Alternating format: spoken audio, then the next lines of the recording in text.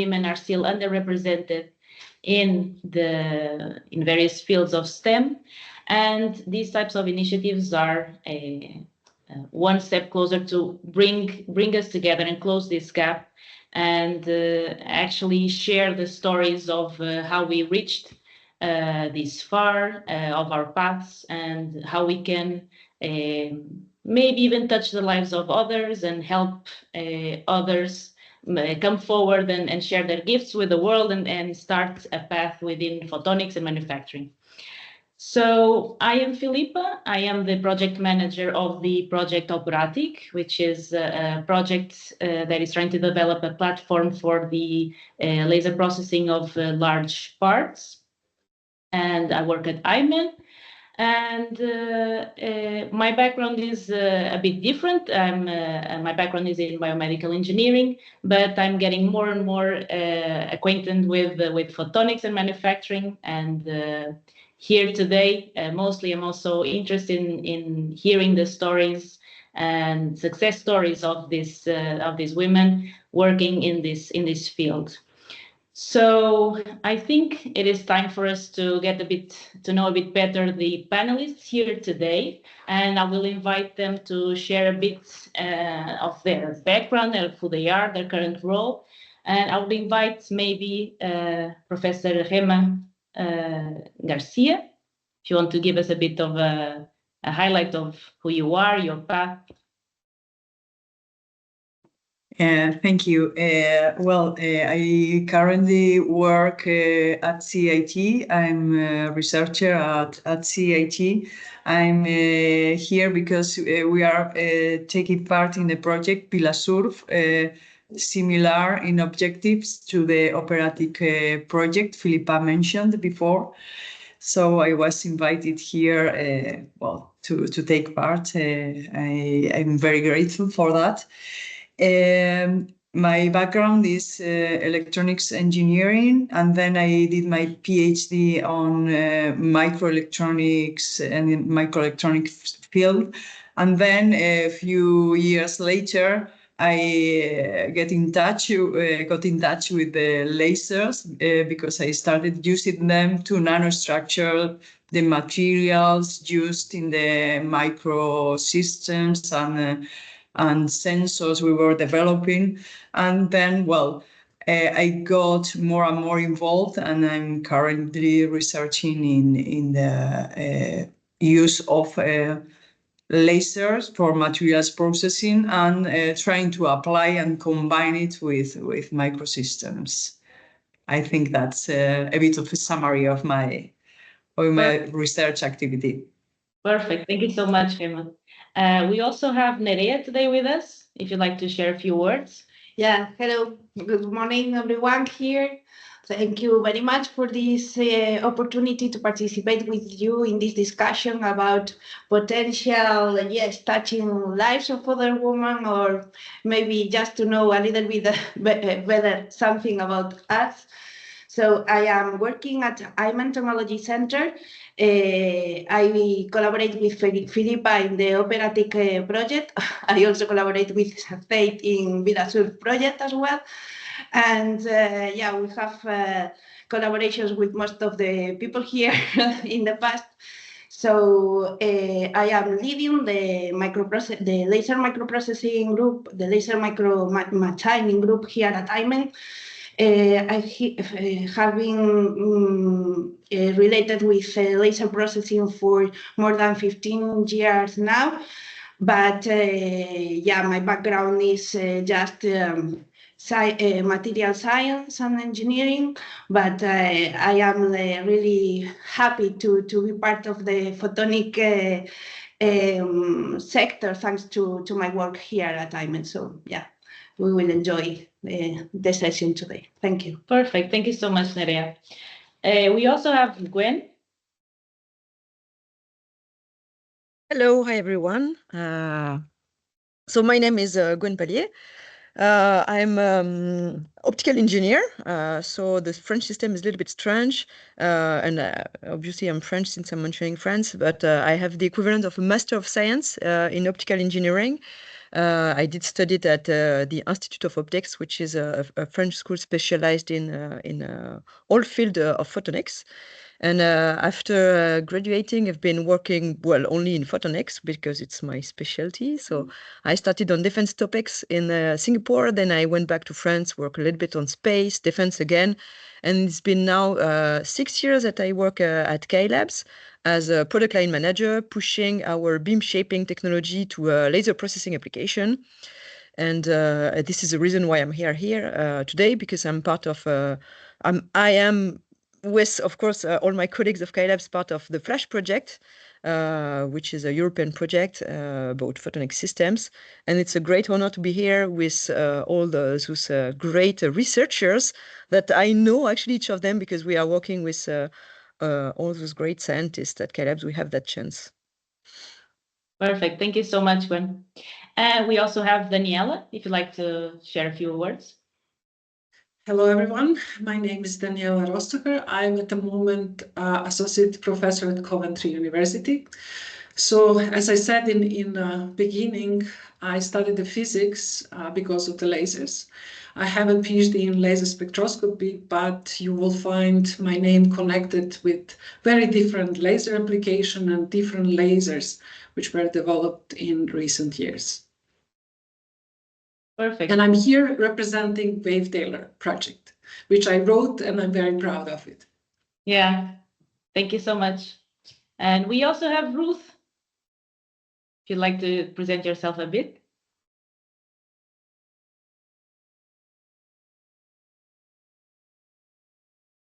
Yeah, just 1 minute. Can you hear me? Yeah. Now we can, yes. Okay. Sure. Okay, great, perfect. So thanks for having me.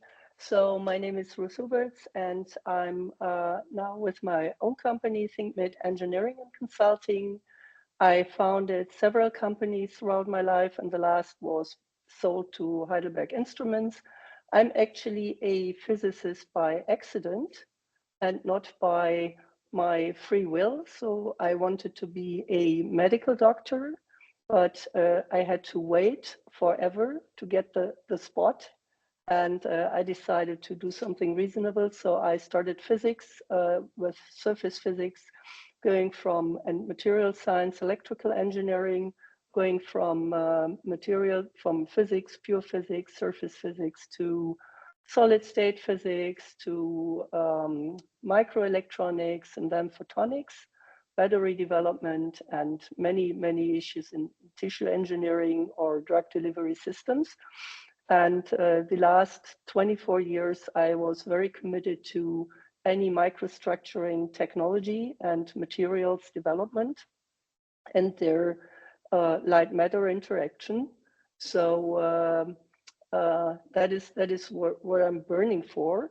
And yeah, I'm very much looking forward to support startups and others in terms of maskless lithography, in terms of 3D printing and overcoming certain limits. So presently supporting several startups and ministries and yeah, research groups and SME companies mainly. Perfect. Thank you so much. It's quite nice to see also a bit of the more diverse panel with the more academic backgrounds and a more entrepreneurial view of it. And maybe we can start within this panel, starting to discuss a bit on networks. It is said that we need a village to raise children, to raise a child, but even with our careers, it kind of seems to be the case as well.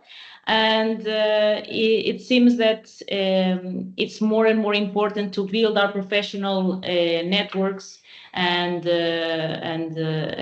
how can we reach, go further together. So I'd like to start by asking a question. Maybe I'll start with Gwen, if that's okay. I would like to start asking you, how do you maintain your network, or how do you build new ones? Okay, it's a nice question. Of course, I will just comment on the fact that network is important for a second. We are here in that webinar because we networked and you got to know us, and that's how you invited us to participate to the network. And I think that all the participants are actually networking girls or women, and it's just one effect of how important it is actually to build your network. And it's funny you mentioned the kids at the beginning, because for sure having kids is making it even more challenging, and it's maybe the sweet spot in the career of a woman, where networking become more complicated for women than for a man. So how do I maintain network? Network is a lot of stuff, but basically it's talking to people. So you have first to travel when it's never easy for a lot of reasons. Of course, there are some budget reasons. There are that we all have other tasks to do, but let's focus on maybe the topic today. Yes, for sure, when you have kids, it's more complicated. Funnily, you cannot imagine. So for those who know me, I'm traveling regularly. To be honest, it's quite simple. On average, once a month, I go abroad, or I can be in France, but mostly abroad. And you cannot imagine the number of time I have the question, how do you manage, Gwen? How do you manage to travel that much and you have 2 kids at home that you're raising? And it's quite funny, because I know quite a lot of fathers who are traveling same or even more than me. And I'm quite sure that nobody asks them ever the question, how do you manage to travel that much? The father of my kids is actually traveling more or less the same as me. So we coordinate so that we don't travel at the same time. And nobody at work ever asked him that question. So of course, it's quite of a challenge, because society is putting pressure on us. Because every time I'm being asked a question, I'm like, oh my God, am I being a good mother doing that? Because apparently it's not so natural to do it. But okay, I manage. I have my relationship with my kids, and I know that we are doing well. At least I hope. Like all parents, I don't know, but I hope. But it's quite challenging, and it means a lot of stuff. And I want to mention 2 other points about network, which for me are real challenge for women, is internet network at work. It's essential if you work for a company or an institute to connect to your colleagues, but to connect to your management as well. And there is another very typical point which is challenging for women around the topic is the internet network, because I would say that nowadays,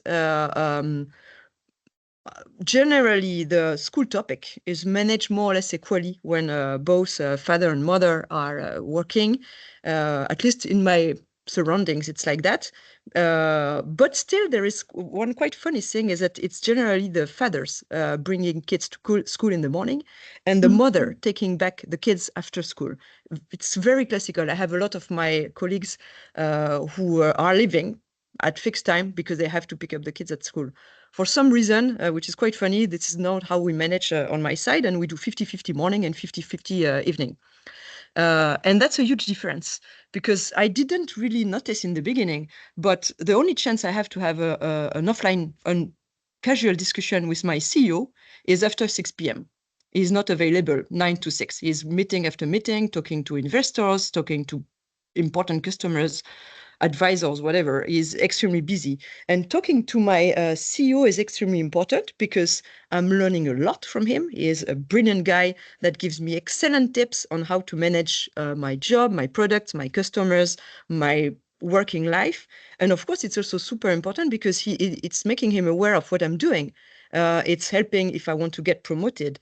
And that's quite funny how most people don't realize how it's important to be there sometimes at the same timing as gentlemen would generally have this off discussion after all the meeting, after all the work, the 15 minutes walking from your office to your car or to your bike, whatever, that you can have access to management. So that's also an internal network, which is really, in my opinion, super important. And it's very important that all women understand that you have to be happy and to be satisfied by how you manage your mother life, but be careful on those small topics that there is a lot of unofficial stuff which are in the end extremely important in the network. And the same apply actually to the external network. So maybe the one example I have is also by accident. So I'm a little bit like Ruth, a lot of stuff happened by accident or so in my life. Not physics. In my case, I chose it, but still in at least my current job. And typically I started to run in a running group when I do conferences and trade shows. by accident. We just met in the corridor one morning in a IKEA conference, and I felt like I have to run with them because they were all going running, and I was also going running. So it would be a little bit rude that I go by myself. And I realized that I learn a lot also running with all those guys, because it's actually mostly guys running all the time. They tell me the latest updates in China, what's going on there, or have you seen that in the US the microprocessing market is going super well? Oh yes, it's the same for me. And this network, which is absolutely unofficial, and you have actually to wake up super early to go running with those guys, is extremely important also to connect to people and to learn a lot of stuff. And again, for some reason, you cannot imagine the number of times I have the comment, "Oh, Gwen, how do you manage to go running and to be on time at the conference?" Well, exactly the same as all the others. We all have to take a shower, we try to take a breakfast, and we try to be on time at the conference. So it's not more difficult for me than for them. But I am the only one always having the questions. So it's quite funny. And I would be curious to hear if you are actually feeling the same about the same type of difficulties that we may have on networking. Yeah, perfect. Well, I'm not sure if anyone wants to add to this topic, but it's a great point that indeed it seems that for women particularly is a little bit less used to just connect with the management in a general terms in the practical day-to-day life, and which can bring a lot of networking opportunities as well. Ruth, you mentioned that you'd like to add to this point. Yes, I just to answer Gwen. So I heard that also a lot for male. So if a male person is doing many things, they are typically also asked how do they manage that. So considering the difference between males and females, I think, and this is observation by like more than whatever 35 to 40 years now for me. Is that females in general are much better in managing many more things than males when it comes to, let's say, the family office and the business and the, let's say, taking care of yourself. So the taking care of yourself part often is a little bit too short for the females, which is more pronounced for the males. So I have many male colleagues. But in general, I don't think that males and females are asked a different question. So it's most likely a very personal impression that you think you might get that question. But I'm very often together with my male friends and peers, and they get the same question: how do you manage this? You can do the blah blah blah blah blah. And yeah, how do you manage this? If it's too much, it's too much. So you either break down or you manage to handle that. Coming to networks, I think networks are very important, but I never was a person doing pronounced female networks. So what I started to do by aging, actually by seasoning, becoming a seasoned person, is to support more the females, because I figured out when I sat in different panels like Women in Photonics, Silicon Valley, and so on, that some of the females actually, even if they appear very strong when you talk to them, they are, let's say, a little bit afraid to ask for more money or do this or do that. So this is why I support that, because it's the same. Like you go like a guy saying, okay, I do the job, I have to get that type of money. Right. So, but most of the females don't. And the bosses typically say, yeah, you know, you have to prove yourself, blah, blah, blah, all that shit. Right. It's complete shit. Right. It's like nothing. So what I started to do is actually supporting females in networks, but I'm completely against pure female networks because our communities consist of everybody. So I started from the very beginning doing networking very early, and I was in male networks, but nobody said to me this is a male network, right? So it came with time that people split the male and the female networks, which is ridiculous because we're a community. It's like a circular circulation of the yin and the yang of life, right? So you cannot just split that. And I really encourage also females and younger females to join the networks, even if they're feel like alone. So there have been opportunities in my life where I was the only female with like 500 or 1,000 guys, right? But it's the way it is, right? And but I think networking in general is very important. So the network can carry you to some extent, right? So there are people who are reliable and people who aren't reliable, but you're kind of sensing who is let's say a good person and who is just, you know, like sucking out energy of you. So when the people suck your energy, you just leave them. This is much more important for females to understand than for males, because females are typically the ones who are sucked out by people. Can you help me with this? Can you help me with this? And of course we do, right? We do, because it's like our nature to be a little bit more supportive with communities. Yeah, but this is something we have to learn as a species. Perfect. Thank you so much for your view on it. That is totally, well, at least I do agree with it, that we have to have a people's network, not women or men network. Gwen, you'd like to add something else? Yeah, I just want to comment on the female-male network. I 100% agree. I'm quite against female networking. And I mean, my job is to talk to people, and I talk to relevant people, and sometimes maybe they are not relevant, but gender is not making any difference. But I also try to promote a little bit, if I can, female. But I want to comment on why also I'm quite against the 100% female network, which I know is a complicated debate, because I know some people are really for it, and I understand the reason, but at least my reason why I'm against is, let's be honest, today most of the power positions are held by men. So if you want any way to have a real impact and to change real things, you need to talk to those people, because they are the one taking the decisions. And I also want to add that males are not enemies to the gender equity topics. First, they are not enemies because most of them are super happy to help, and they want to help. They just don't always know how to do it. But I would expect that now most of them are really willing to help. And second is that we have also to explain that everybody will gain from more gender equity. One of the typical topic I like to push is paternity leave. Every father taking a long paternity leave is super happy most of the time to spend more time with the kids. So the day there will be equality on maternity and paternity leave, everybody will be happy, not only women, but also men.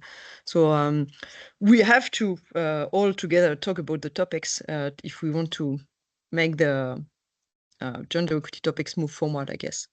Exactly. Yeah, I believe it is a societal problem, not only a women problem.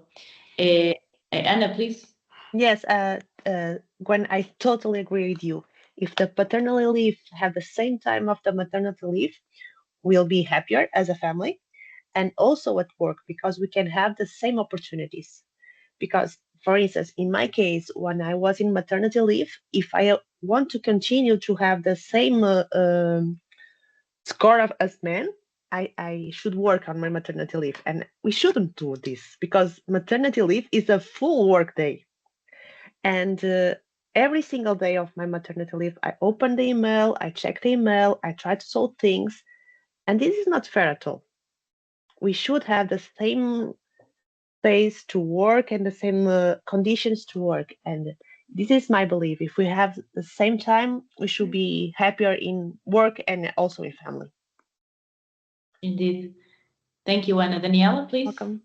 I think I would like to ask or add what even more difficult it is, because imagine if you decide to be single mother and living abroad from your family. So this is what I did with my daughter. She is 19 this year. And I think a lot of people know that I was very active in networking. And I would say if we don't have support for females, for single mothers, we have nothing. And I would not be here if there was not my parents. So no support from community in that particular case, let's say. And I also would like to add similar things like what Ruth said, because when I was starting doing my career, I was very often single female. And I would say that we were more respected before we start pushing for more females without proving the qualities. So now very often it's happened to me that I'm in some community that people are not aware of me. And I had the feeling that I have to prove myself once again, which was not in the past. So if I have to fight from something, I don't think so that we have to increase the number of the females, because I don't think so. I grew up in the community when girls were supposed to do whatever they want, but still in my class we were 4 girls only. But for those 4 to have real community support. Yeah. If I may, Daniela, also, so you are, from my understanding, still in academia as well. So I was wondering if you have been I was always in academia and industry. I'm never in one side. Okay. I was going back and forth. Back and forth. But have you been also as a mentor to Yes. other youngsters, right? Yes. So what was your main goal, your main guidance towards younger people in respect to being mentored by you? I usually try to, I would probably go back and say that I had a huge support from my PhD supervisor, Sven Manevik in Stockholm University. And when I was finishing my PhD, I was asking him, Sven, how I'm going to pay you back for everything what you did for me. And he said, by being a good mentor. And from this day, your work will be measured by the work of your PhD and master student. So if you check my publication, you will never see my name first. So I'm promoting usually my students and putting them on the first place. Also, very often I send them to invited talks. If the talks are sent to me, I send my students. So this is the way how I'm trying to promote, and my student knows that sometimes I can correct their papers and their thesis up to 3 o'clock in the morning. Wow. Yeah. Thank you, Danielle. Not sure if Nerea, Rema, would you like to add anything to this particular questions, either from the mentorship or also for networking? Sorry, because as I am here with Philippa, I am. Oh, sorry. Sorry, Gemma, go ahead, because I was starting to talk, but just because I am just here with her. Okay, so I want to say that I felt really identified with what Daniela said, because I'm also, well, I do both things. I'm also in academia, and I mentor students from the first year to if they do the degree and then the master course, I mentor them. I always try to mentor girls, especially, because I think I try to, well, it's a bit of both things. I try to build a network between the students from different different years, so they know each other and they have the support of more experienced people, even PhD students. I try to help them building these networks, which I find are really important for your whole career. So I try and to make them see how important it is to build the networks. So yeah, I fully agree with Daniela, and I always try to support, always give the floor when I have the opportunity to the students, and I think that's really important. I got this from my mentor too, and I try to do the same. Thank you. So I see that the importance, you are highlighting also the importance of good mentors and to continue that that path along the way. Nerea, would you like to also add something here? I am not part of the academia, so my job is different in that way. What I have made here at IMEN was to build a new team with males and females, colleagues here. And I made it together with other colleague that I could be like my mentor, in fact, and he was supporting me in all this way during the formation of this new team here at IMEN. And we are now 8 people with collaborations in a lot of projects. We are quite a strong team with different resources, but the most important resources we have are human resources. So I am completely happy with the people who is working with me, and I think that this could be like a little bit of success as well, success history, because we built it from zero, and now we have, yes, a lot of work, but the good thing is the good relationship we have between us. So maybe it's not so important for others, but for me, the ambient, the environmental, the to be also friends, not just, I know that you in work, you are working, but in our group, we are working together, but we are enjoying working together. And I think that this is very important also for us here. And yeah, that was the thing that I have in mind during this discussion. Yeah. Great.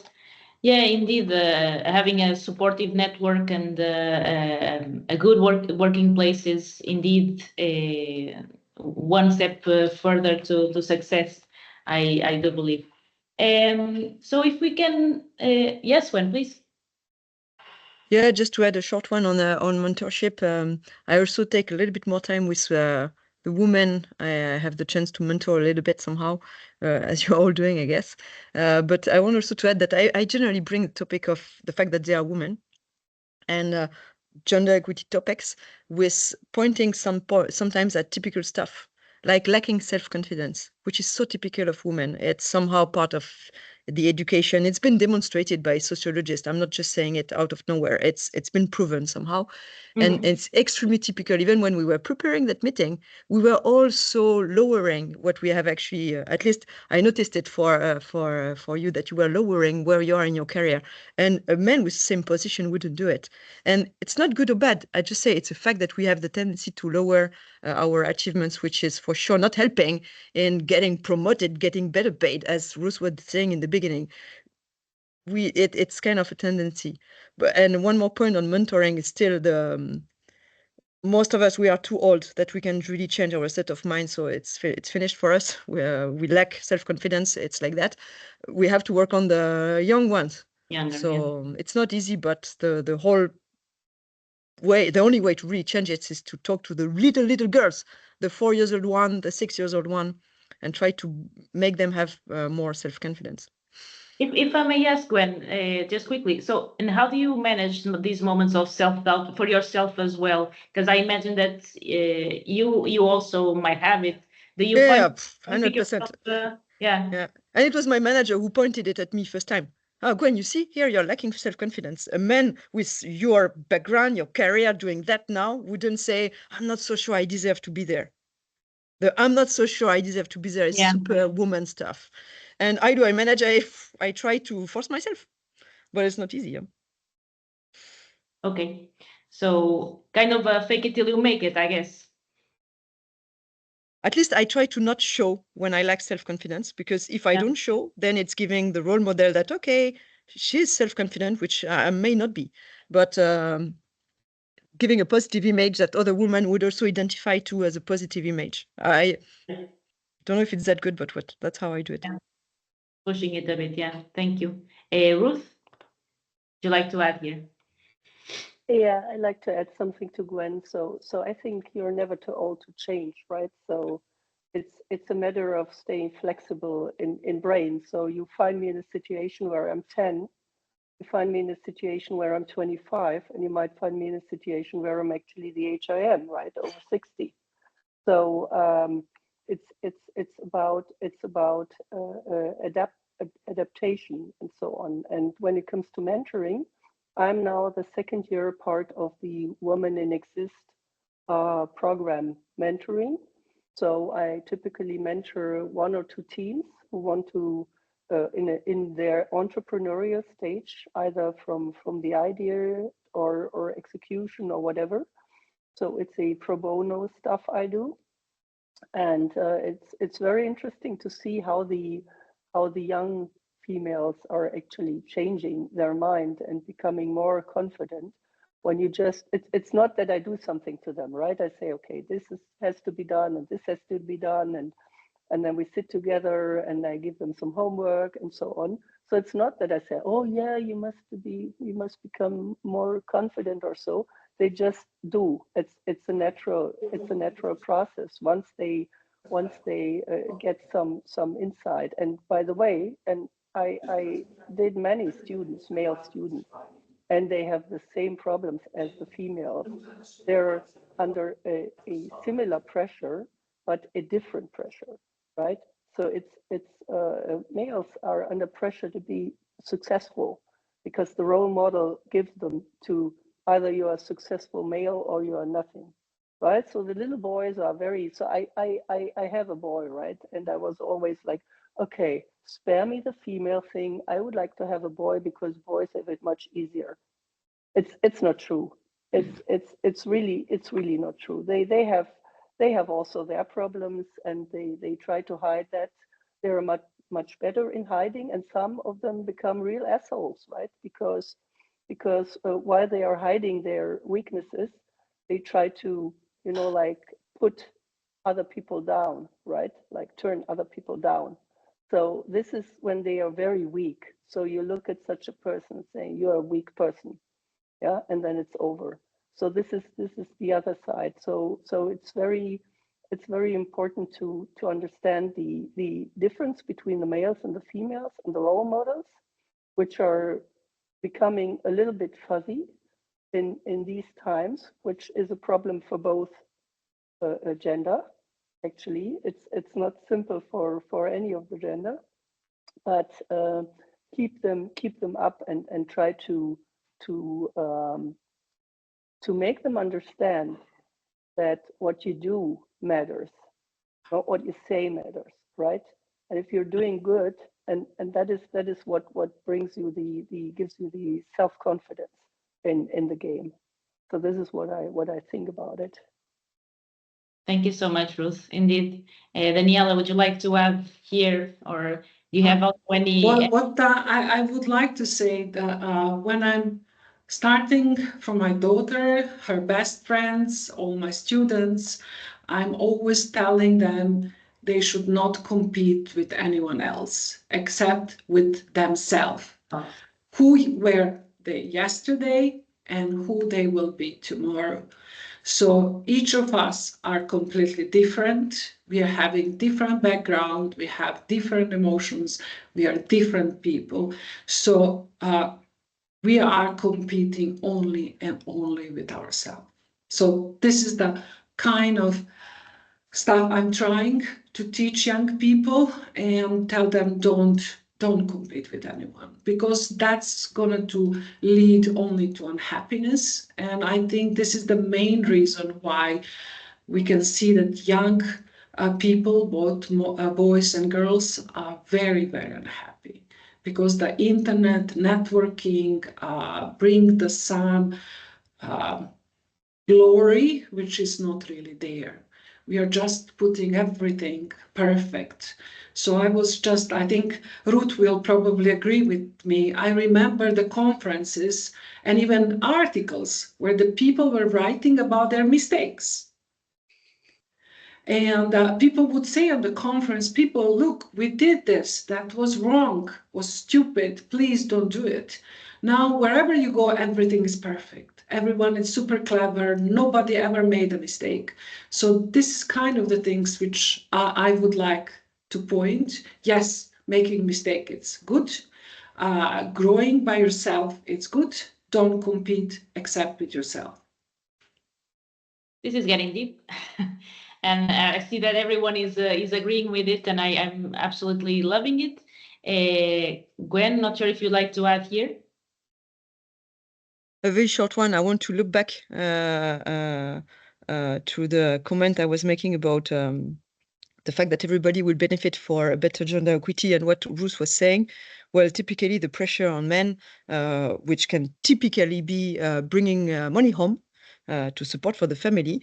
Well, again, gender equity would be beneficial for everyone in the end. So yes, lowering the pressure on gentlemen by more gender equity is definitely something that everybody will benefit from. Yeah, definitely, and especially being aware of the difficulties both for men and for women, because they also do exist, is key here. Ruth, I'm not sure if you would like to add something else here. Yeah, please go ahead. Yes, I would like to add on the what Daniela just was pointing out on making mistakes. So actually, when you see the most successful people, you see that their career is made up by many different pathways and let's say arrows. And this is what I like about the startup community is when you talk to them, it's like you can talk about mistakes. When you talk to a big company, it's like, oh my God, mistakes cost so much money and so on, which is definitely not true. So most of the people try to hide their errors, right? And this is something you learn from errors. And if you are really eager to adapt the learning curve, then you are really making a steep career. Because I think it's a fairy tale that if you're a perfect person, yeah, you will be basically stuck somewhere. Because what would you do with a perfect person? Nobody's growing with a perfect person, right? So yeah. Thank you. And getting about back, growth. Yeah, taking circling it back to networking. Actually, people do connect with mistakes, not with just the huge successes. That's where they connect. And Hem, I'm not sure if you'd like to add something here, either on any particular way in which you manage moments of self-doubt, or any take on all of these comments that all of our partners have been discussing.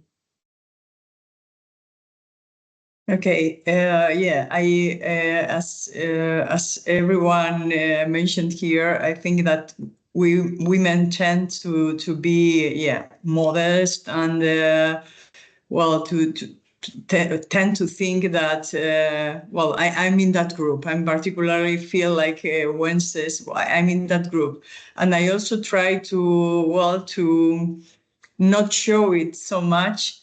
And I try to do that more to show other people that although you are not always sure of if what you are doing is the right way, or you chose you keep to it, and then if it was not right, but you change, or you can say, maybe this was not the better option.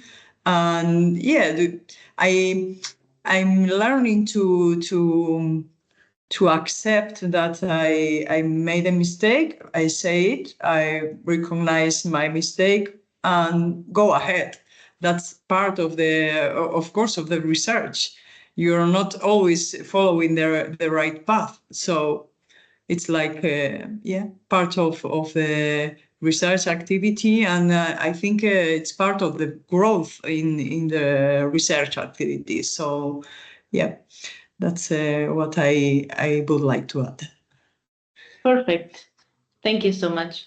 And now that we are kind of slowly still, but we are approaching the end of this webinar and trying to end on a more of a strong note.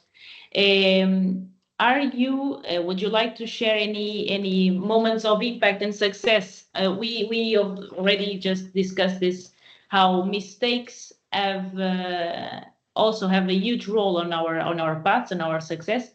So maybe I'll turn it the other way around. Instead of asking for your stories of success, maybe I can start with Danielle, if that's okay. What was one mistake that kind of really turned the path for you, that turned out to be a huge success on your career? I can say one interesting things is that by mistake we didn't put one mirror in correct position, so we mixed infrared and green light, which show extremely efficient cutting of glass, for example. That was mistake. Student didn't put a mirror in the right position and came out. We didn't destroy the scanner, luckily, because it was already dual wavelength. And then we were really confused what's going on, and just by mistake we saw that we have very small admission of the green light.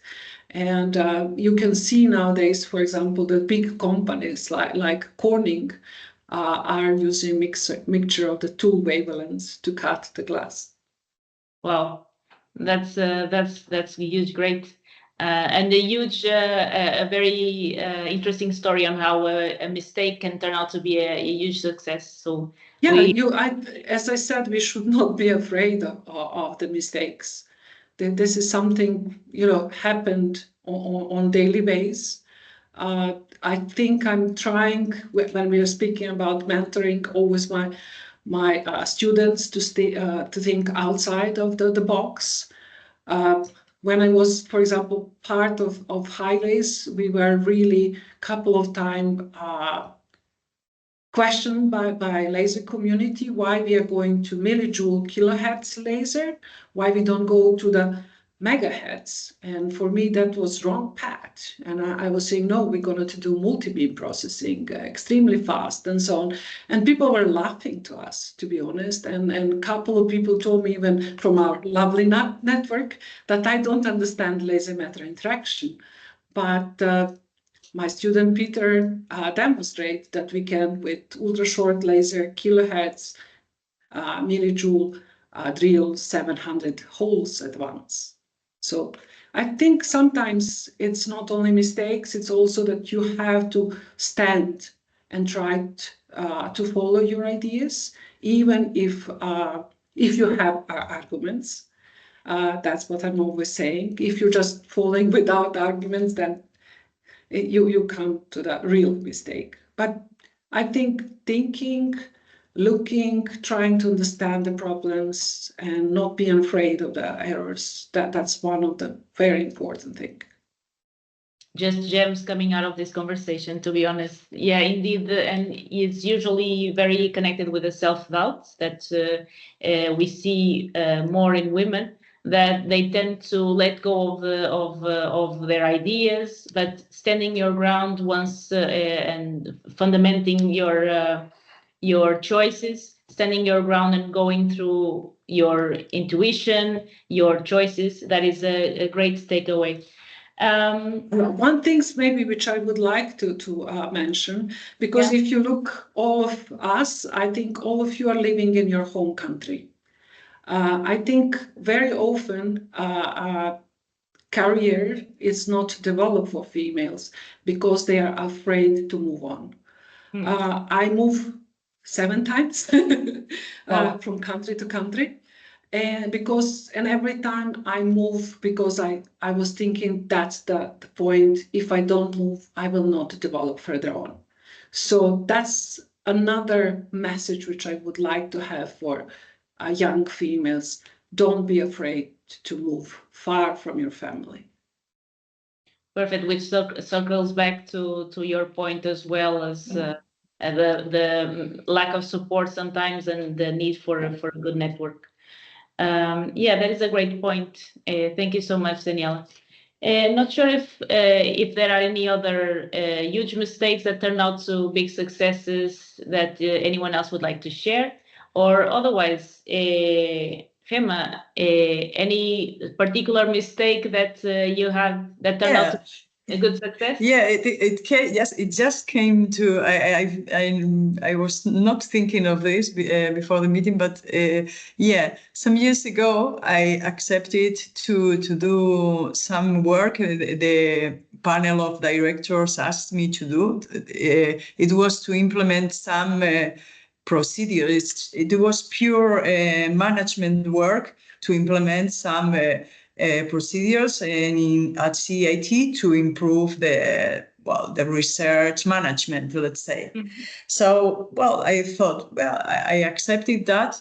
And after some months, I realized it was really a mistake. I was feeling really unhappy doing that. And so I asked to leave it, to look for another person that could do it. And after some months, and I was able to leave it. And I think it was very.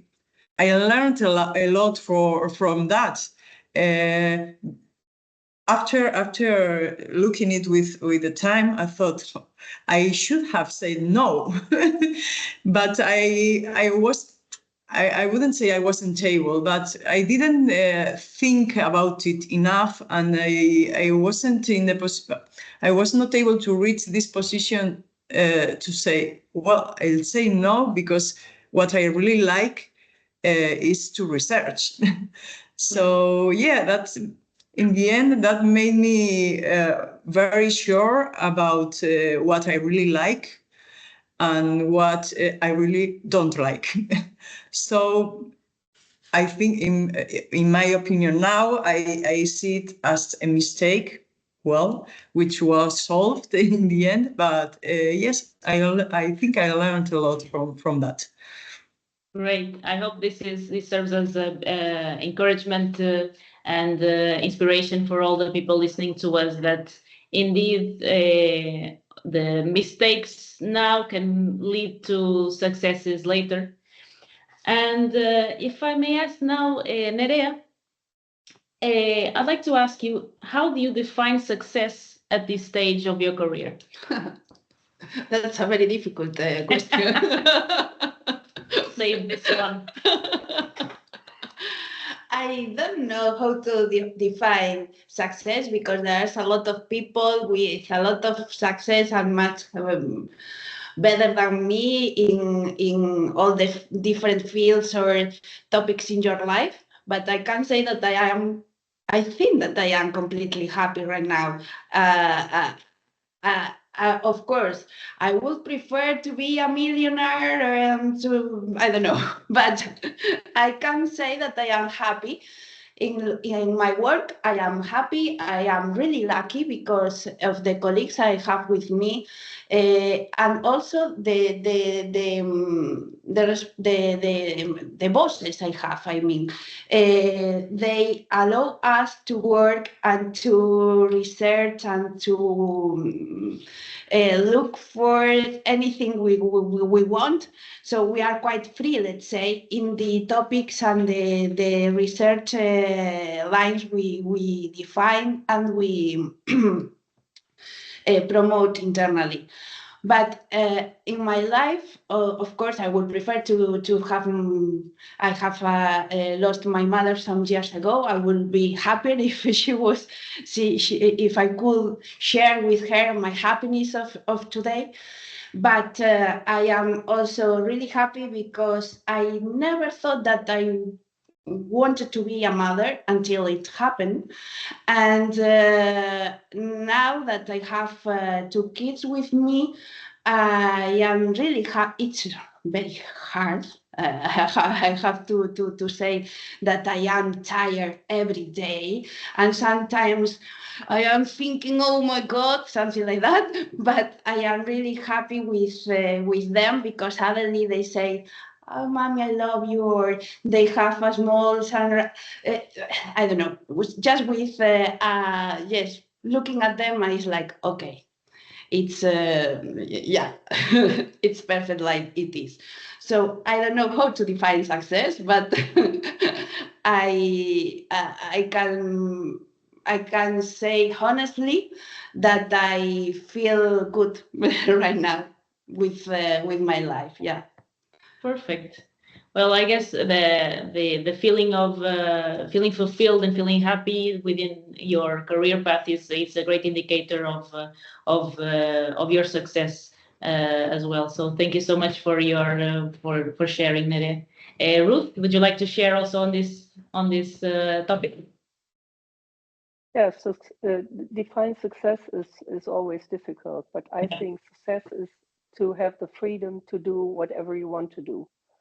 And it comes along with making yourself free of some boundaries which are often put on the people. It's really executing important things, either if you want to do this scientifically or business wise, or as a, let's say, natural person, if you want. So take the freedom to think out of the box and to be open mindset and do whatever you want, because nobody else will do that for you, right? So Yeah. this is what I define for success. Perfect. Great point. Thank you, Ruth. Gwen, may I ask you as well, how do you define success in this stage in your career? It's I always start with the same statement. It's not an easy one, but at least I really loved 2 points about Nerea answer. One is she talked about herself, which is really excellent, and second is that having happiness as a way to measure it is, I love it as well. So I find that extremely a positive way to say it. So if I take your criteria, I'm also quite happy. My work-life balance is quite good. I love my family life. I love my working life. Both are fulfilling, so it's a good criteria. But maybe one point to comment is that when we talk about success, I find always pretty interesting. And again, it's not Gwen saying there are sociologistic studies of people studying psychology and expert in that about how we have different criteria, men and women. And that's always quite funny to see that women tends to really look for the team success first. Having the job being done, while it's like that gentlemen are more pushed into career. And I don't say it's 100% it's black or white. Nothing is black or white in the world. It's always in gray scales, but one is more in the other and the other is more in the other, to look for their own success and their career success and look for what they should do that they get promoted. And I'm typically like that. So if you ask me what is my success, I know what my product line objective were last year. I know where we were in those objectives. I know what are the objectives we have this year in terms of ordering, product development, and stuff like that. So that's my criteria, how much of my objective I have reached. So it's not so much personal, but it I would for sure evaluate it naturally on meeting the product line objectives. Perfect. Thank you so much, Gwen. Daniela, would you also like to share how do you define success at this moment for you?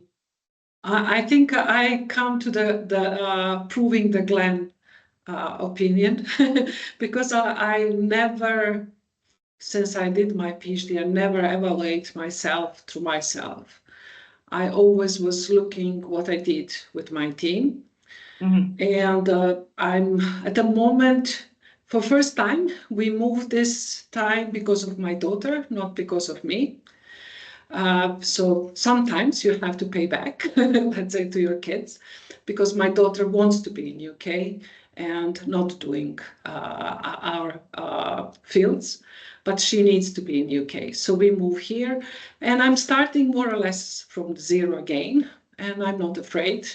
I have a very young and enthusiastic team, and we are looking to solve some problems in laser-based manufacturing, which is like stop our famous trial and error approach and try to build some kind of knowledge-based way that we are sharing the knowledge and being able to learn the things. So you will see my name now more and more in relation to digital twin, AI, and machine learning.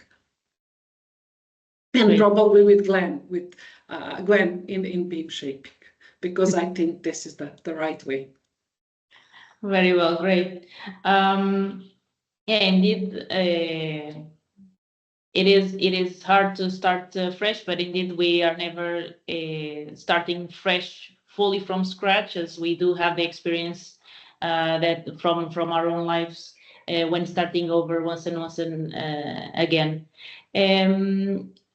As we are approaching a bit towards the end, I will ask also the audience if there's any question that you'd like to get answered. Please leave it at the chat so that we can review it at the end of the webinar.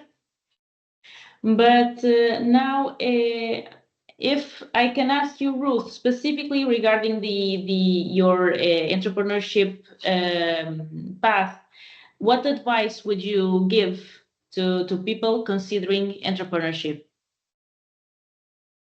Well, this is very short and simple. Just do it. Just to finish with, and I will add one thing which we probably didn't cover, and I think we are like female are even probably much more weak than our male colleague. It's IP protections. So be careful about your idea, how you communicate them, because many ideas were not developed just because was not communicated properly or not protected properly. Yeah, indeed, it's something very much to take into account. And now that we are reaching the end of this webinar, I would like to, well, first of all, thank all of the panelists for your inputs. This was really actually a very nice conversation. I really enjoyed it.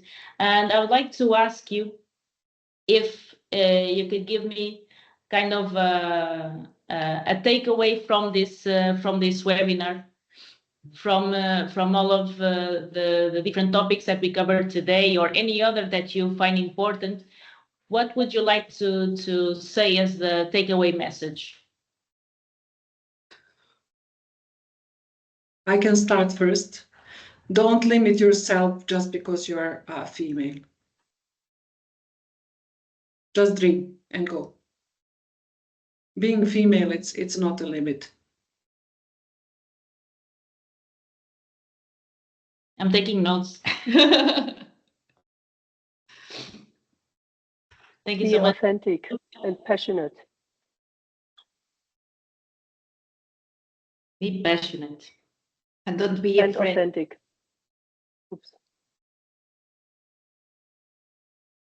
So don't be afraid, be passionate and authentic.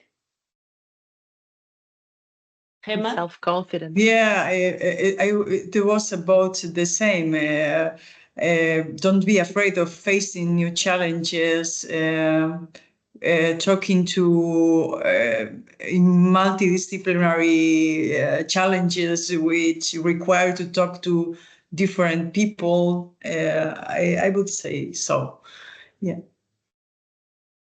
Perfect. Yeah, Something be to sure add? about your power, your potential, and try it. Yeah. Gwen? I would say force yourself to not underestimate yourself.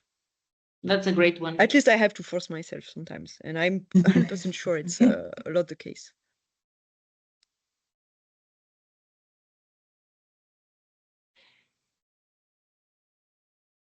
That is a great advice, actually. I also find it important sometimes to kind of push ourselves a bit, and reminding ourselves the importance of moving forward, of having a bit more of confidence within ourselves. That's a great one. Thank you so much. I would like to go just through the chat. So we have a question here, quite specific. And probably quite could bring a lot of rage. But how do you take your credits back if someone took it? If anyone would like to go first. I would say that's impossible to take it back. But from this one, you have to learn and be careful next time. So there is no chance to get back. More strong, more development you are, people will see, even if it's taken for you, that was you in the backside. I would have said exactly the same. There will be other opportunities. Don't fail next time. This is why I was mentioning, I'd be careful with your ideas, study how to do that, because that's very important.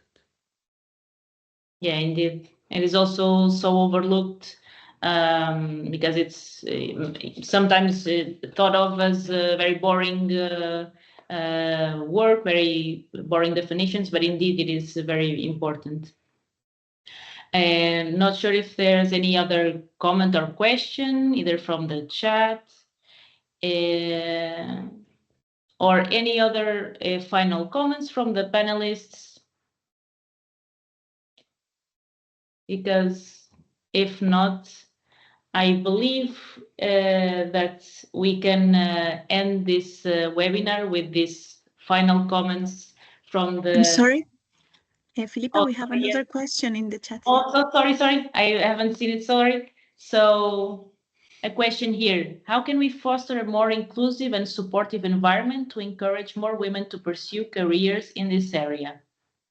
A great one as well. I think we have a lot of support in that area, to be honest. If you looked at another areas, it would be much less. I think in the photonics, there are really a lot of kind of activities going on. The main problem in Europe is that we don't have enough funding for photonics. So then it's not enough for every one of us, not female or male.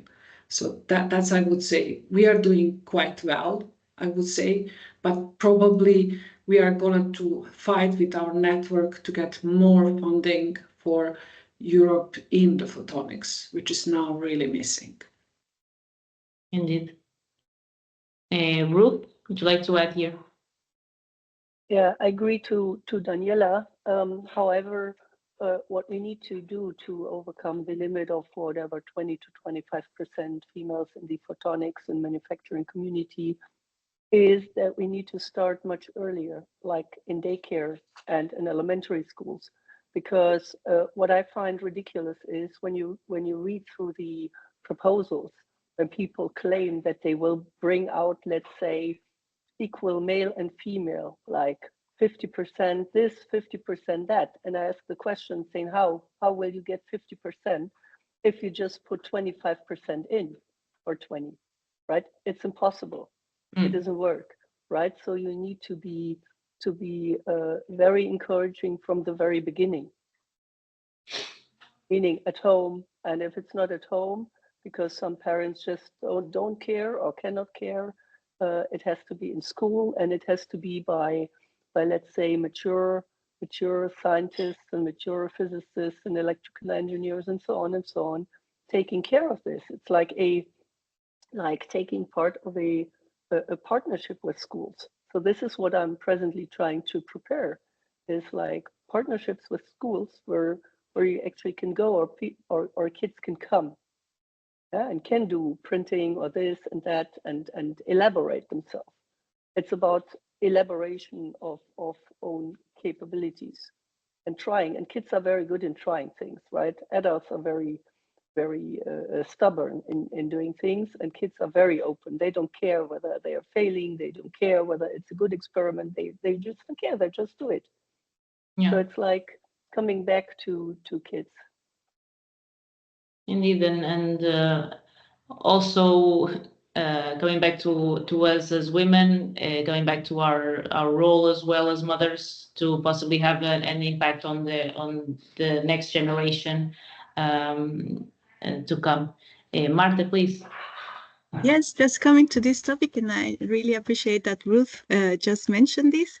I just want to make a bit of promotion and also ask you for your support. So we are also organizing a webinar that is specifically targeting girls and we will have some panelists talking about this, how it's to work in this area, how you come into this career.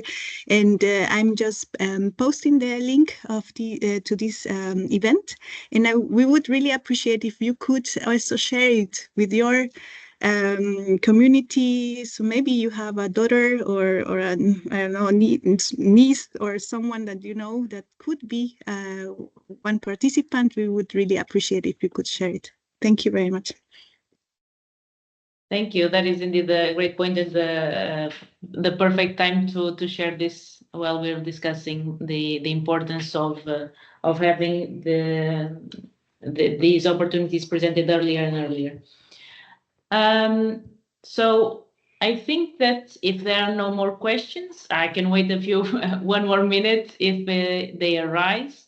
But I'd like to thank all of the participants of the webinar. Thank you so much for your attention, your time, your questions as well.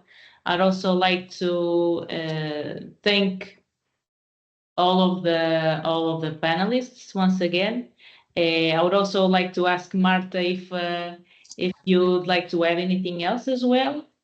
Yes, so we would like if you agree that you turn on your cameras, and maybe we can have a screenshot for social media purposes so that we can share this experience with the community in LinkedIn and the other social media channels. So if you would like, so please turn on your cameras and then we will make just a short screenshot. Thank you very much for joining. So Ina, go ahead. Maybe you can also make your camera on. for your participation as well and to ease the conversation. Oh, thank you as so you much. may. It was actually definitely. Thank you. It was a pleasure talking with all of you. It really was a very fluent discussion. I'm going to appear the only one with my mouth moving with on the photo. Sorry.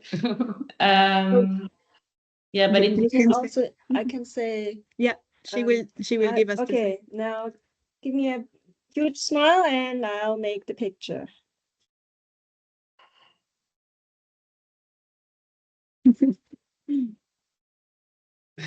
Okay, thank you. Thank you very much. Very nice picture.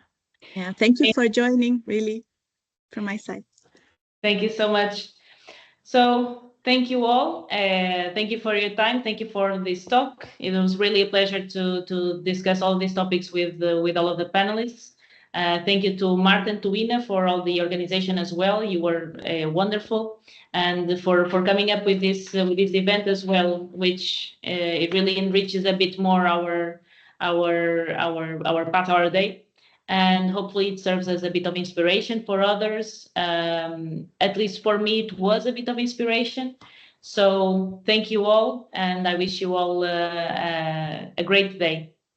Thank you so much. Thank you. Thank you. Thanks. Bye. Bye-bye. Thank you. Bye-bye. Thank Have a you. good afternoon. Bye-bye. Bye. Thank you.